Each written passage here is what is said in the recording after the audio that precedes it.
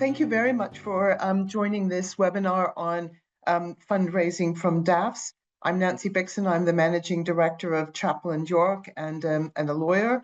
I'm going to be talking about, just give you a brief history of DAFs and what they are and how they were invented and what's happening with them now.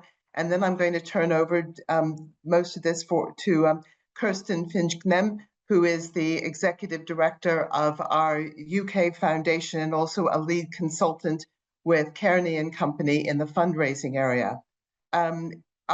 We will have time for questions, so if you do have a question as we go through, please put it in the chat, and hopefully you'll go away at least understanding what this is all about and how best to handle it. DAFs. DAFs started, like a lot of these things, in the United States, and they were started in America for a couple of reasons. The whole point of a DAF is that a donor, again, this is in America, a donor gives money to a charity in America, 501c3, and gets a tax deduction. So so a DAF is essentially a fund that is with a charity in America, and the fund it's invested. So the charity is investing this money, and so the money is growing, and the donor can decide what they want to do with the money, when they want to give it away, what they want, when, however they want to deal with it. It was done for the financial reason that investment houses wanted to have more money to invest. So they are now investing this charitable money, and so they're making money on money that's in donor-advised funds. It was also a way in America of dealing with some legal requirements of setting up your own, foundation. So rather than setting up your own legal entity, which then had to deal with, doing all the regulatory work, and there were also two very particular things in America. One was, and it still is, that a private foundation has to give away 5% of its principal every year. It doesn't have to go out of business in 20 years, because it's revalued every year. But there is a requirement of giving away so much money. And there were also, and there still are, some requirements in terms of giving internationally, where you had to get an equivalency determination for a foreign charity, that it was just like an American charity. So when these DAFs started, those issues didn't exist, because you were giving money to a public, what they call a public charity in America. You still don't have to give away 5%, although now you still do need to ensure that there are issues, that you have equivalency determinations if you give the money outside of the United States. But so that's one thing, is you could avoid having the rules and requirements of having a private foundation. The other thing is that you got the tax deduction when you put the money into this donor advised fund. So if you've sold a business and you're going to have a huge tax bill, then it made sense to try to get the biggest tax benefit you could to reduce any income tax you paid. So that meant you could put a whole bunch of money into your donor advised fund, but you didn't need to give it away. So you could decide that you wanted to give it away at some later date. You could decide that, there was all kinds of things that you could decide to do, but you got this initial tax benefit for doing so. And it also gave an anonymity. So when you have a DAF, you can call it anything you want. I mean, it really depends on where the DAF is and what their requirements are. So unlike, again, a private foundation where you could, where they can be found, and they are found, a donor advised fund, if people want to be anonymous, they can be anonymous. And Kurstin will talk about how much that anonymity still counts at this point. So basically, and there, the biggest problem with DAFs at the moment is that there are billions in DAFs in America. There's something like $40 billion that are sitting in donor-advised funds that aren't necessarily doing any particular good in the world, but they are there. They have had the tax benefits, and so there's a lot of question in the U.S. about whether there should be other regulations, like bringing in the 5% needs to go to charity, etc. So that's the whole reason that DAFs started. It was a combination of a very, very clever idea to invest money, plus give a tax benefit without having to give money immediately to charities, to avoid having to have a private foundation. DAF holders, many DAFs in America, and the DAF holders, the charities, don't want to deal with international donations. Again, Kurstin will talk about this, but they will sometimes give to another charity in America before the money comes internationally, so they don't have to worry about equivalency determinations. But there is this huge pile of money sitting in donor-advised funds.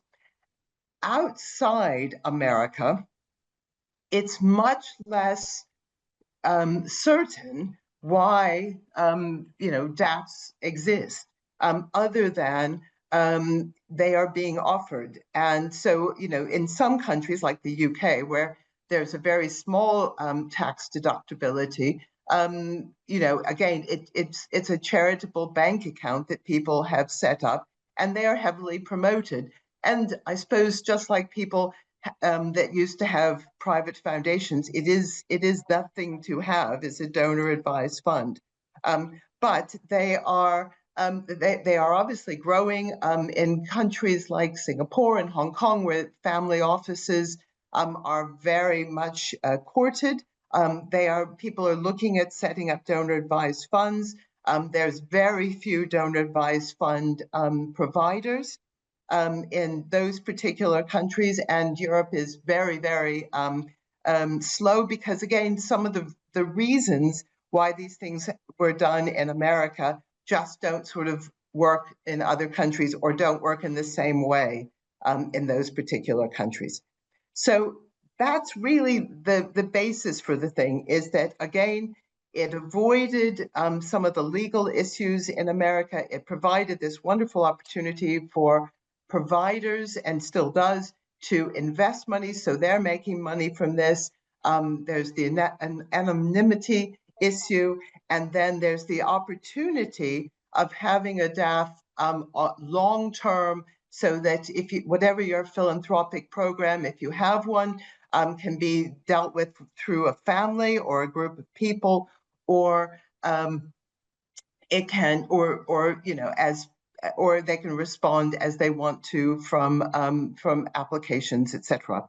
But it's generally much less formal than private foundations are, where, again, in the US or other countries, because they are separate legal entities, they are able to be discovered. So that's the basis. So I'm going to turn over to Kurstin, unless there's anybody that has a question, to talk about how you deal with these very funny things that have a lot of money and are growing in the world. Kurstin, over to you. Yes, thanks so much, Nancy. It is a complicated subject, so thank you very much for laying out the history and trying to help us understand a little bit about what DAFs look like when they're not based in the United States. So my job today is to provide some concrete fundraising ideas and some solutions to the challenge of fundraising from donor-advised funds. I do want to say a quick thank you to everybody who was on the call today who helped put together some of these comments and notes. I appreciate your help. So very quickly, just to start, some benefits and some challenges with fundraising from donor-advised funds in the UK and Europe, especially. So benefits, as Nancy said, internationally, donor-advised funds are the fastest growing source of philanthropic funding. working with donor-advised funds gives you access to families and the next generation of philanthropists, which will be very, very useful in the next 10 years. I can help you establish good relationships with wealth advisors, and I'm going to be using a couple of words throughout just to make sure that we define those. If I say sponsor, I mean the entity that's holding the funds. If I say donor, I mean the person or family who's decided to contribute those funds to the donor advised fund and then makes recommendations for how those funds are allocated. So sponsor is kind of the umbrella organization. Donor is the individual or the family themselves who originally own the cash, if that makes sense. Another benefit, there's lots and lots of different types of donor advised funds. So for example, there are often community held funds that are also donor advised funds. So learning to deal with one type might open up opportunities in other types of donor advised funds for your organization. And the one thing I would say is, as Nancy explained it, this has been very, very complicated and challenging to get into. One of the benefits that's happening now is that accessing donor advised funds is becoming easier. In the US, for example, there is now a searchable database of information about some DAFs called, and this is ridiculous, definitive. I assume the same kinds of services will eventually be available in the UK and in Europe. Now, all of those benefits aside, DAFs still pose a few challenges to charities. One, and Nancy mentioned this, is the anonymity. This can pose a challenge because how do you know who these people are? That's A. And B, how do you do any kind of reasonable due diligence on a person that you can't identify? Anonymity is a challenge. There is a great Chronicle of Higher Education article from October of last year that argues that it's actually the sponsor trying to protect their client, their donors, from being attacked by charities. And those sponsors are enforcing anonymity when the donors probably really want to have a relationship with you. In fact, it looks like in a lot of cases, donors don't realize that when they've marked themselves anonymous, that's kept them anonymous from the charity, not just anonymous in terms of general publicity. So we need to challenge that notion of whether donor advised funds are as anonymous as sort of we've traditionally thought they were.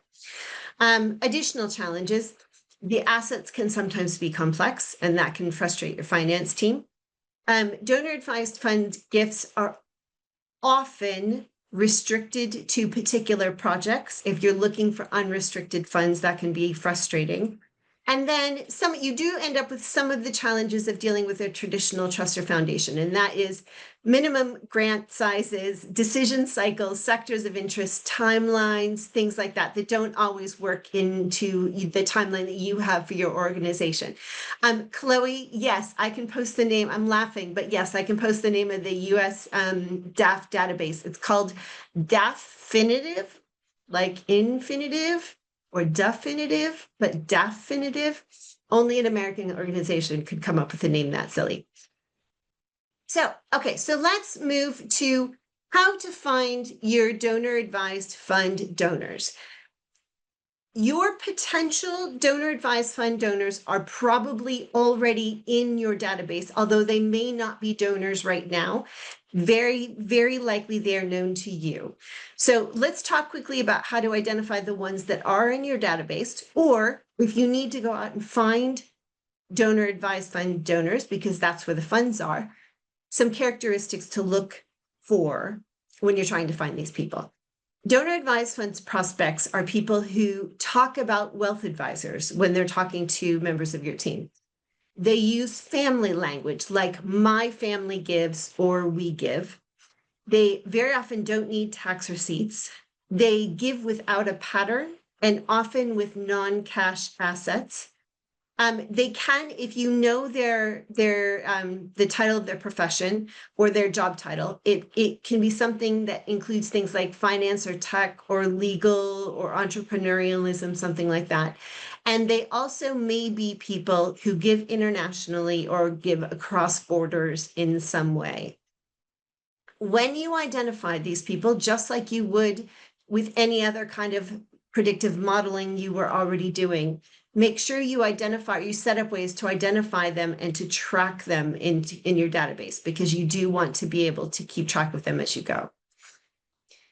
So either you have your population of donor advised funds, people you now need to communicate with, or you are you're trying to attract donor advised fund holders from outside your organization, people who don't already know you, but who you are sure would like to know you. So what does your comms program look like to surface these people, or to from your own database, or to attract new ones? Now, before we get started, I cannot emphasize enough, this is very likely a new generation of donors who think very, very differently about how they give than the generation of donors that we all depend upon a lot, who we are all very likely to lose in the next 10 or 15 years. Donor advised fund donors are people who tend to be impact driven, outcome driven, not output driven. They are loyal to solutions and not necessarily to institutions. And they're very often driven by the principles of effective altruism, or they're driven by structures like the UN Sustainable Development Goals, something that really helps them to measure the impact of their gift. Now, because of the intergenerational transfer of wealth, which you've all heard about probably until you're really bored of hearing about it, this is going to happen in the next 15 years. So these donors are very likely to come into quite a lot of wealth in the next 10 to 15 years. So now is the time to make sure that you get noticed by them, or by their sponsors, by their advisors, by their philanthropic advisors. Now, the good news is, initially, there's not a lot of operational drag. What matters most is that they can find you, that they know the work that you do and how it relates to what they want to accomplish with their money, and that they know that you accept donor advised fund gifts. And then after that, it's really just about removing the friction around them recommending you and you accepting the gift. So initially, we're really talking about search engine optimization as a starting point. So be sure you do things like add a give from your donor advised fund page to your website with language that's something like, we gratefully accept donor advised fund grants. To recommend a grant, use your sponsor and list our legal name, our address, and our charity number, that kind of thing. Add something about, we accept donor advised funds, to the bottom of every appeal footer and to your how to give page.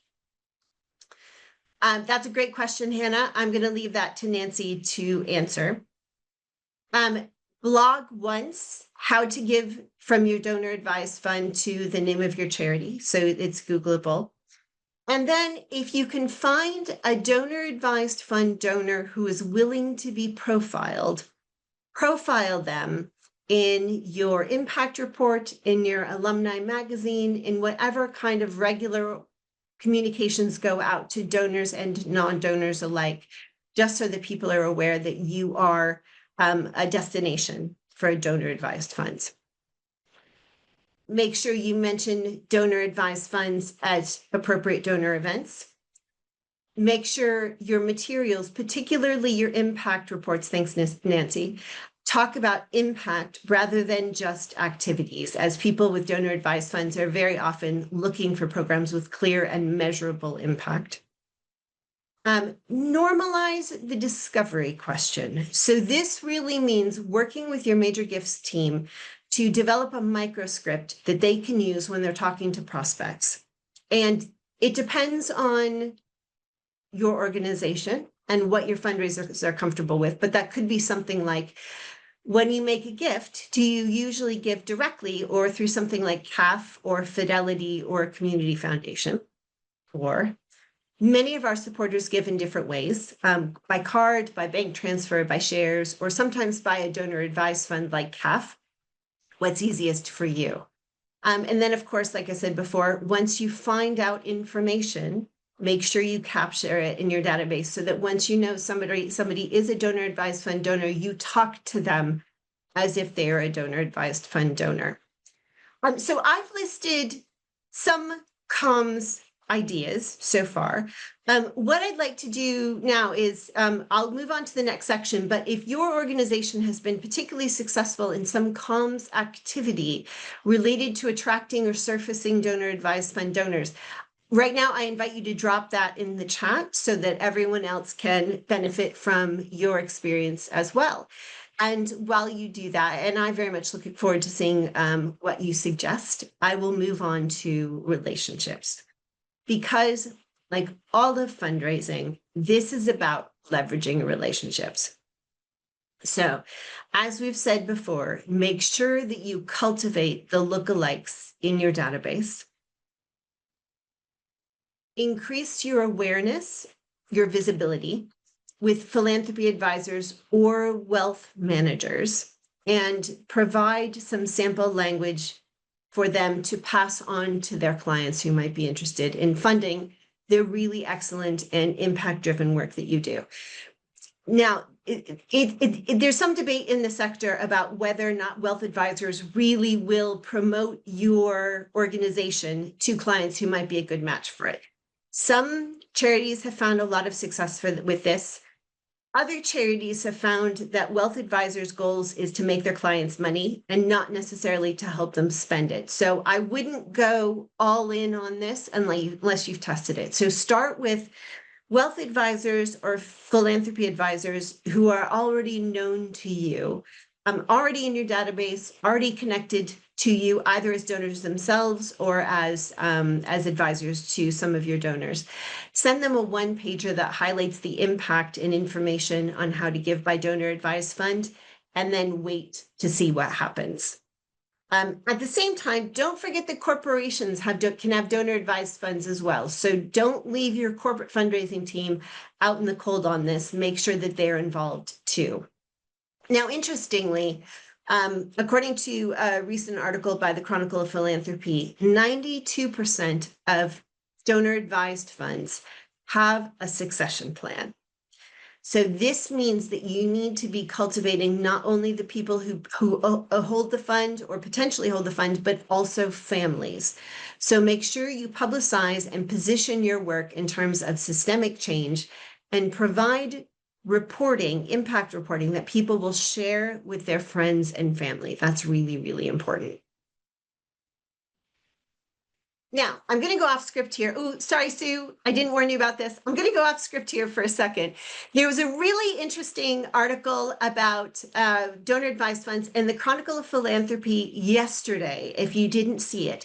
And this was all about how organizations in the US have taken the concept of Giving Tuesday or Giving Days and transferred it to donor advised funds. So they're starting to hold donor advised fund days. And these are organizations like Planned Parenthood International. So admittedly big organizations. Yes, we will share the slides at the end, Tom, so don't worry about scribbling things down. And the organizations that were doing these DAF days, which is the silliest possible name, so if you do this, please do come up with a better name for it, have seen their donor advised fund contributions increase by between 63 to like 200% following their donor advised fund day. And getting these off the ground were as resource intensive as a very sophisticated giving day. But it was really all about drawing attention to the fact that their charity could accept donor advised fund gifts, talking about the outcomes, the impact that their charities have, and speaking specifically to donor advised fund donors as donors, which is something that they don't usually experience. So in addition to some of the comms things that I've already talked about, a few other things that organizations holding these DAF days were doing. And this is only the second year that this has been happening. So this is still very, very new. So take it with a grain of salt. But they were doing things like putting QR codes on all the mailing materials that said, if you want to hear more about donor advised funds at Planned Parenthood International, please just, follow the link to this QR code. They were actually promoting donor advised funds and impact driven outcomes and things like that on Instagram. And the other interesting thing they were doing is they were asking people to let them know if they wouldn't give now because this donor advised fund day fell out of their giving cycle, but might be prepared to give by donor advised fund later in the year. So this was Delight Giving Days, all about communication and excitement and sharing that message. Organizations that have done this for 2 years in a row, a few pieces of advice that they shared as part of this article, and find someone with access to the Chronicle of Philanthropy and read this article because it's really interesting. They said, realize that the people who are going to allocate donor advised funds to you are already prospects and supporters who are in your database. They are not necessarily people who've already given. It's really important to get those educational communications out there that we accept donor advised funds, how to get donor advised funds to us, who to talk to you if you have a question about donor advised funds. They've found that matching funds can really motivate donor advised fund donors. Something interesting. And then the last thing they said is make sure that whether you do a DAF day or you're just reaching out to potential donor advised fund donors in general, they said make sure you understand that it's not just the responsibility of your major or principal gifts team. This is a responsibility across your organization, from regular giving fundraisers all the way up to principal giving fundraisers. So everyone really has to be in on this, just like everyone really has to be in on a giving day for it to actually work. So DAF Day, relatively new concept, jury's still out, but definitely one to watch. Okay, Sue, I'm ready for the next slide. Go ahead and advance. The next section that we're going to talk a little bit about is stewarding appropriately. So when you receive funds from a donor advised fund, the very first thing to do is make sure that you complete your due diligence immediately. Now, like I said, many sponsors will do due diligence on their fund holders. CAF, for example, certainly will, so that you don't have to, but you still need to assess your organization's risk on accepting gifts, potentially anonymous gifts. Make sure that you record whatever process you do to try to identify your donor advised funds. Keep a risk log. Make sure there's an addendum that particularly addresses donor advised funds to your giving acceptance or your income acceptance policy. One person I spoke with said sometimes it just takes a little sleuthing to figure out who these people are. While respecting their privacy, do some sleuthing, because you do want to make sure that you've taken a risk advised approach to accepting anonymous gifts through DAFs, just like you would any anonymous gift. And then make sure you understand how to receipt appropriately. For a donor advised fund gift, this is really a two-stream receipting process. The first is kind of the traditional gift receipt, which goes to the sponsor, because the sponsor is the legal donor. So interesting, Laura. That's a good question, and I'm going to let Nancy answer that one as well because she's the lawyer. So receipting is a two-stream process. The first stream is your traditional gift receipt, and that goes to the sponsor, who is the legal donor, and that should not say anything about gift aid, anything about benefits, or anything about fulfilling a pledge. Then you send a separate note to the sponsor that is designed to be forwarded to the donor. And this is a warm, story-driven note focusing on the impact that their gift is going to achieve, and not about tax-efficient wording at all. And when you do this, oh, good, Nancy, that sounds about right. When you do this, make sure you include an opt-in statement in case the donor does really want to hear from you directly, and that will help you leverage that direct relationship, and that will make things much, much easier. So, two-streamed receipting process. Once the gift is in, either respond to requests for updates if the donor or the sponsor makes a specific request. If they don't make a specific request, just set up a cadence that makes sense to you for regular impact briefing that goes to the sponsor, unless you have a direct relationship with the donor, in which case it goes straight to the donor. That either is regular, depending on a sequence you set up, or as milestones happen within whatever project that the money went to. This is 150 to 200 words, very outcomes led, and again, should say nothing at all about tax efficiency at all. The final thing to say about stewarding is very often DAF donors, once there's really, really, really good evidence that people who give through donor advised funds tend to be more loyal than people who don't, and they tend to give more. So once you have donor advised funds, a single gift of donor advised funds from a donor advised fund from a donor, the chance of you getting another gift increases. So be sure that you have a multi-year plan in place when it comes time to upgrade, if you have the opportunity to upgrade, and that you have fully economically costed options at the ready. And then the very last thing from me is some general myth busting about donor advised funds.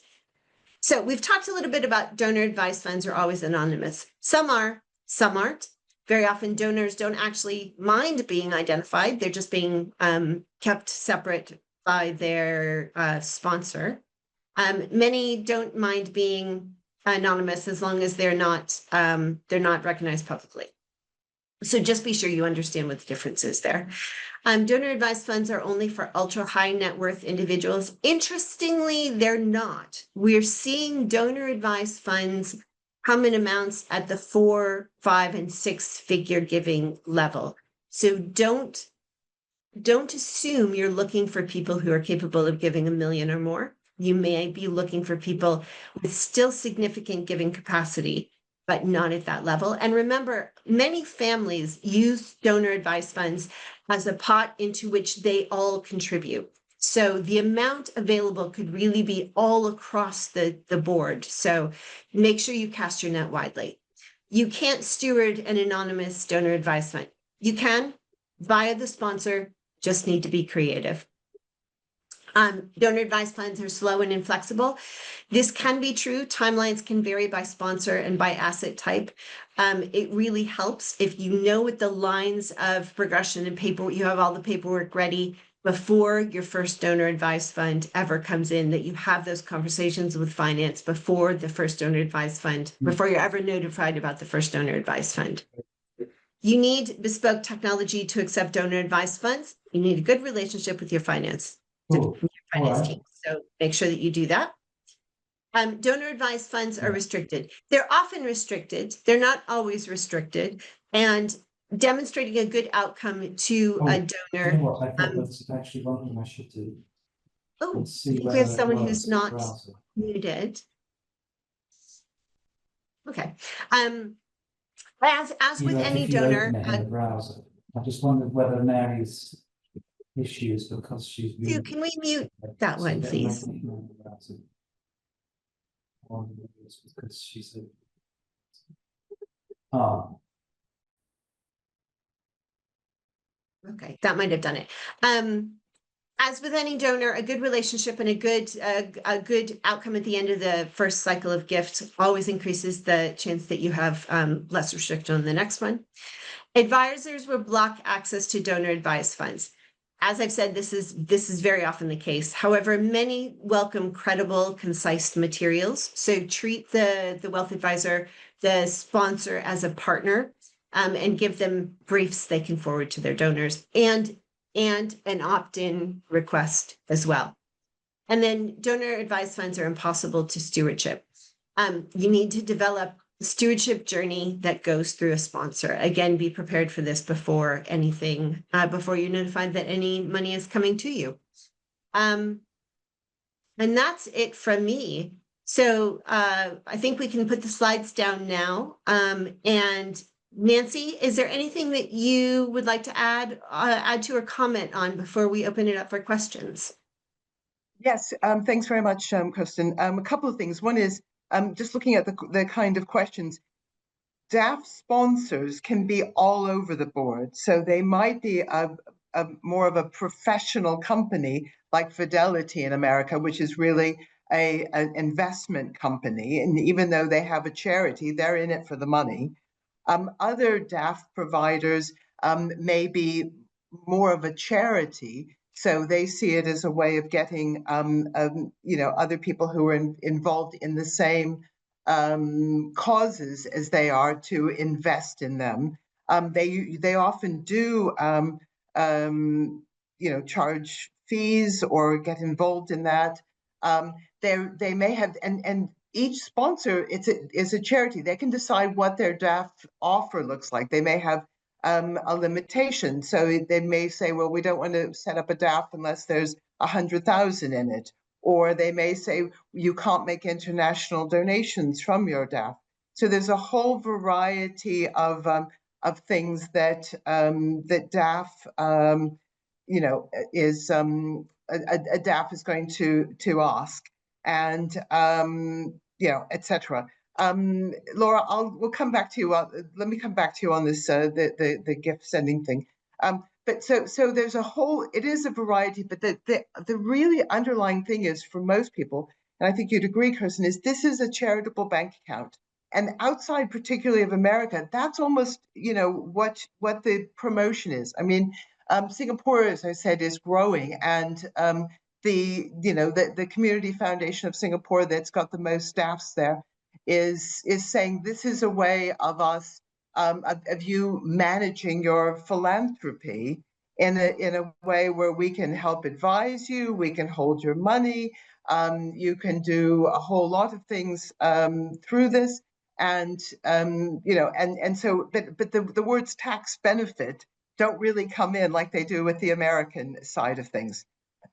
Before we open it up to any more questions, I'm going to get in terrible trouble if I don't say something about Chapel in York, which I should have said at the beginning. So I apologize, but you need to know about us if you don't know about us. So Chapel in York, we do three things.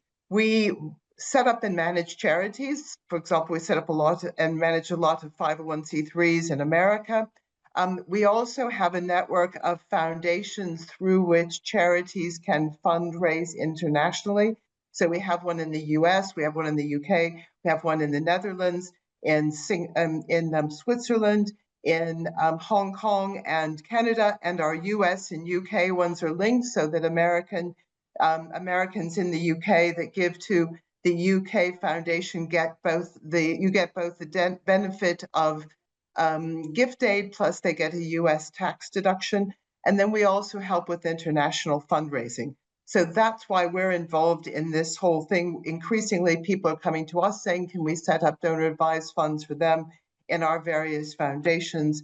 And Kurstin is, as the executive director of our UK foundation, bridges the gap between the foundation side of it and the charity and the fundraising side of it. So that's kind of us. That's why we're involved in this whole thing. But I think that this whole question of what is the thing you have to do really does depend a lot, as Kurstin said, is what is the requirement of the sponsoring organization and what is the requirement of the DAF holder. Some of that most of that is not a legal requirement. It is a question of what is the sponsoring organization requiring, and etc. So I will turn over to you, Kurstin. I think you've got a question now about from Amy. I do, and what I would say very quickly is the other thing I should have said earlier is Amy's question just reminded me of it.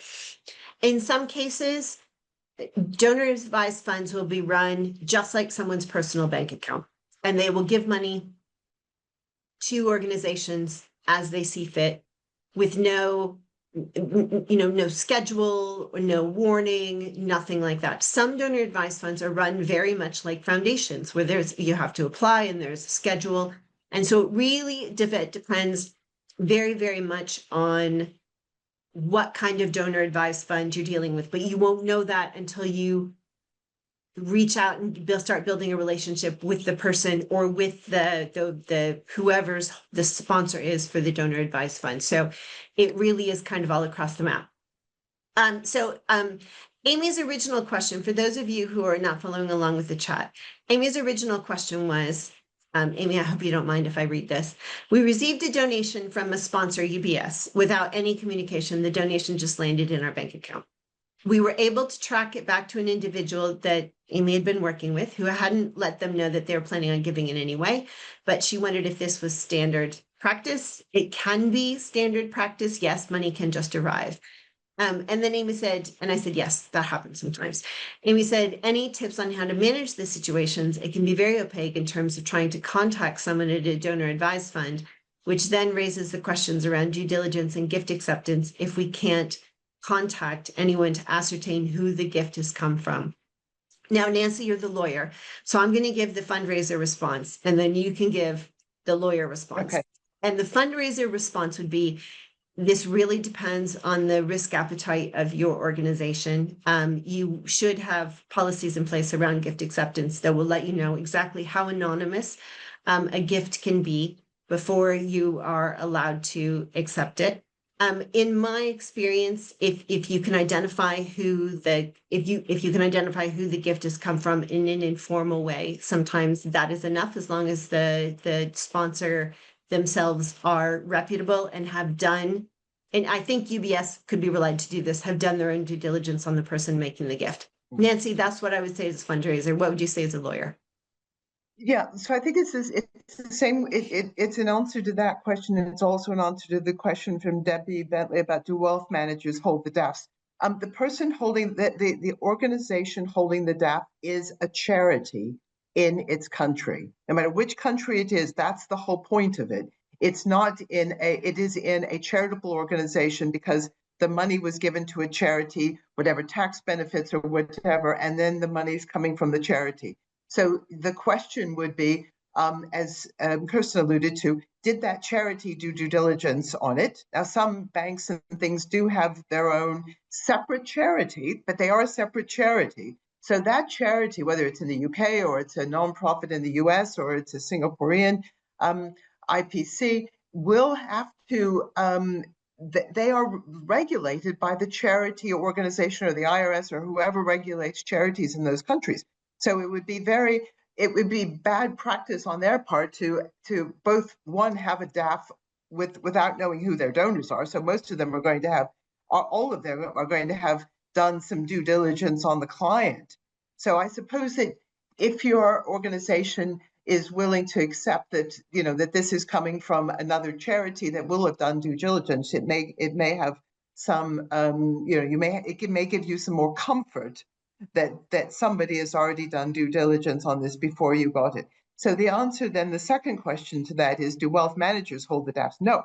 The wealth manager may be advising, and the wealth management company or the bank may have a side charity that can hold the DAFs, but the wealth managers themselves do not have the DAFs. It's a charity that holds the DAFs. And that's, again, because remembering that you're going to have that there is a tax benefit that's usually involved in these things.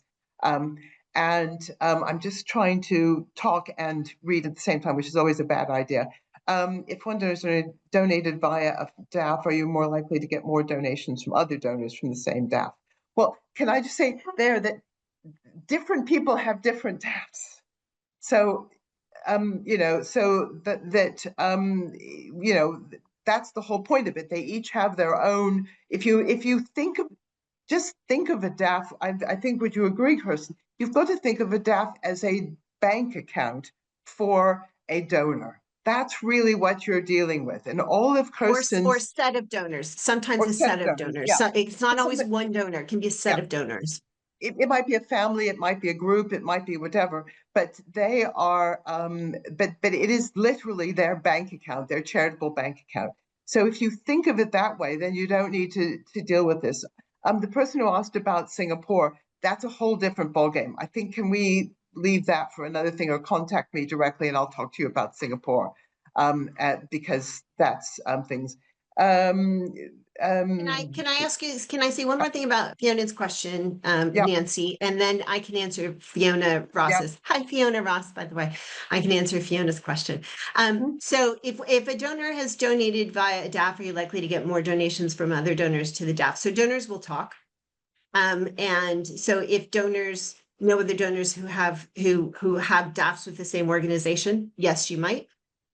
It's possible if the DAF itself, the sponsoring organization, is connected to a philanthropic advising organization or a wealth advisor, and you happen to impress somebody who then recommends you to another client.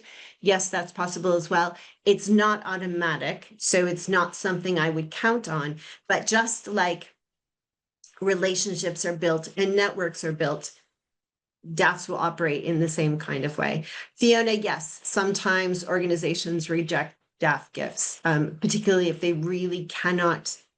It doesn't happen a lot, but I do know it happens. And that's particularly if they really cannot identify the person that the gift is actually, the donor that the gift has actually come from, or they can identify them and they don't meet their gift acceptance policy.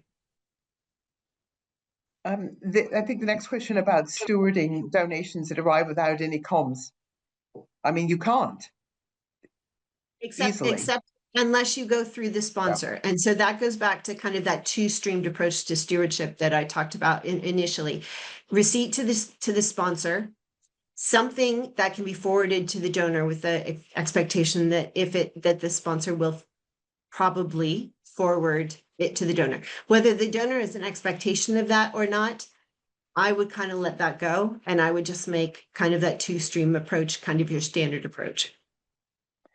I think Karen Webster's point is very interesting, by the way, about the giving circles, because that is something which is a growing thing, that people with DAFs, just like people with, but this really is like, 20, 30 years ago, where people with private foundations would get together in a particular area or particular things. So this is very much the same sort of thing, but DAFs are absolutely becoming the new way that people give, and it's it's got advantages and disadvantages for charities looking for money, as Kurstin has pointed out. We have a few more minutes. Does anybody have any other questions? We're happy to answer them.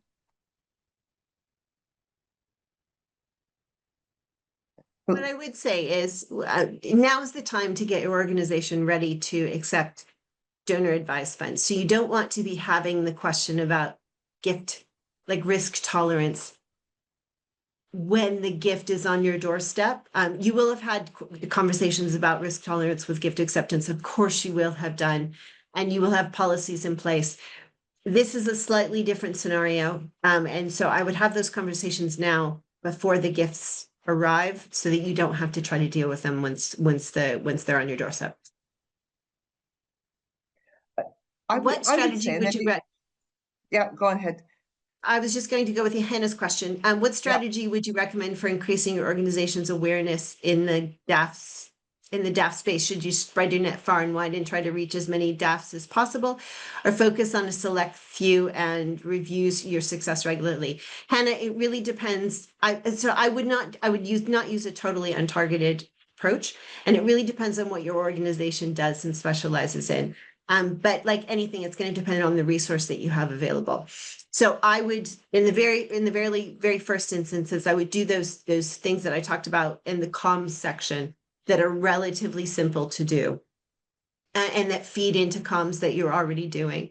And then the next thing I would do, I probably would skip the trying to influence wealth advisors or things, and I would train up fundraisers to talk to prospects and supporters they're already talking to find out if they tend to give by donor advised funds. So I would do those things first, because I think they're probably the easiest, and then test and review as you go.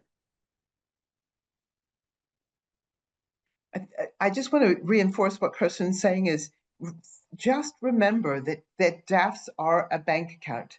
So, and a way for people to give, that is probably the most crucial thing, so that at this stage, until databases are available, etc., just ensuring that you are saying to donors, do you have a DAF that would you like to give through a DAF? We understand that we can accept donations from it. That is a simple, absolutely free to, conversation that you can have with donors that you're having anyway about other ways in which they can support your organizations. I think that the question about gift acceptance is probably a longer conversation than to just do a simple answer here. Kurstin, unless you want to say something about the risk of gift acceptance with anonymous gifts.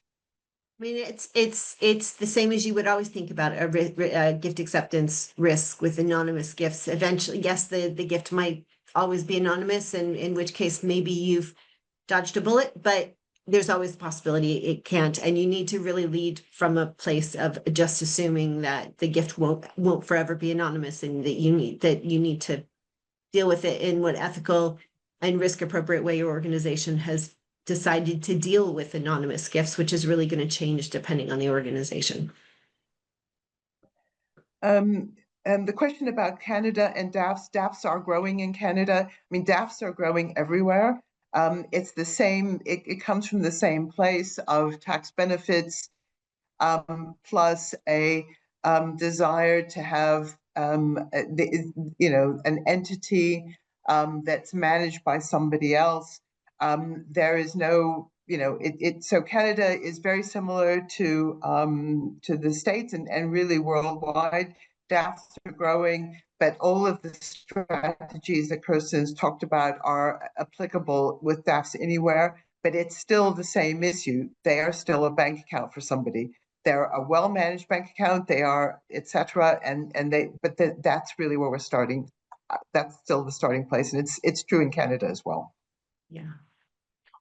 So I think we have just a couple more minutes, unless anyone, I mean, this question, what other areas should we be tracking? I mean, literally every single country is seeing things growing, probably more in countries like, obviously the US has already got tons, Canada is growing, the UK is growing, Singapore is growing, and Hong Kong, because they're family office, and so their whole philanthropy departments are growing. Probably, I think we would say Europe is less so than some of those other countries, but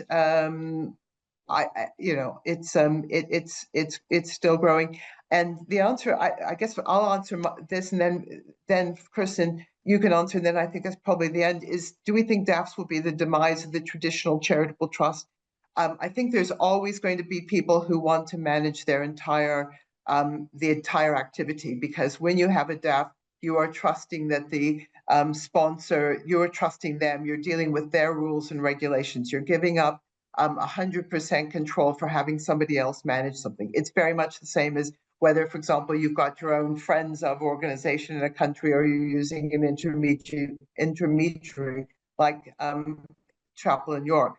So I think there will always be traditional charitable trusts and foundations, but certainly the whole DAF space is growing. Kurstin? I would agree. I think there's a tipping point.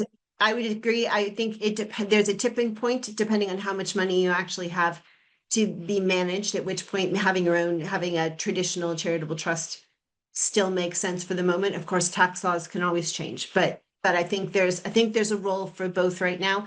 And the advantage of donor advised funds are people who want to operate as if they have a charitable trust, who want to get that initial gift aid advantage for giving, any tax advantage for giving the gift to the sponsor, but then just want to be able to give the money out in whatever format and fashion they want to. So that there's a role for both, really depending on how much money is under management. So can I just say thank you, everybody, for coming. Thank you very much, Kurstin, for your time. Thank you all for your very intelligent and helpful questions. Thank you for joining us. And if you do have any questions, feel free to reach out to either Kurstin or myself, and we'll be happy to answer them individually. And I hope you'll join us at future Chapel in York webinars that are of interest to you and your organization. So thank you all very much for your attention. Thanks so much. Bye, everyone. Bye.